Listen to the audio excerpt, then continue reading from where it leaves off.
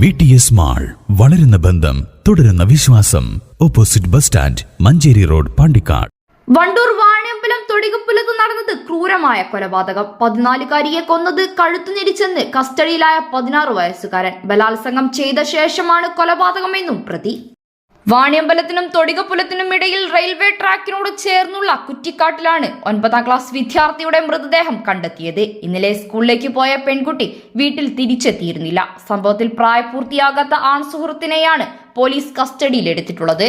പുള്ളിപ്പാടത്ത് കുറ്റിക്കാട്ടിലാണ് പെൺകുട്ടിയുടെ മൃതദേഹം കണ്ടെത്തിയത്. കൈകൾ കൂട്ടിക്കെട്ടിയ നിലയിലായിരുന്നു. സ്കൂൾ യൂണിഫോമിലായിരുന്നു കുട്ടിയുടെ മൃതദേഹം. സ്കൂൾ ബാഗ് തൊട്ടടുത്തുണ്ടായിരുന്നു. മരിച്ച പെൺകുട്ടിക്ക് 16-കാരനുമായി അടുപ്പമുണ്ടായിരുന്നതായും ഇതുമായി ബന്ധപ്പെട്ട് മുൻപ് വാണിംഗ് നൽകിയിരുന്നതായും പറയുന്നു. താൻ ഒറ്റയ്ക്കാണ് കൊലപാതകം നടത്തിയതെന്ന് പ്രതി പറയുന്നുണ്ടെങ്കിലും മറ്റാരുടെയെങ്കിലും സഹായം കുട്ടിക്കുണ്ടാകുമെന്നാണ് കരുതുന്നത്. എന്നാൽ എന്തിനാണ് കൊലപാതകം നടത്തിയതെന്ന് വ്യക്തമല്ല. News bureau, Pandikkad.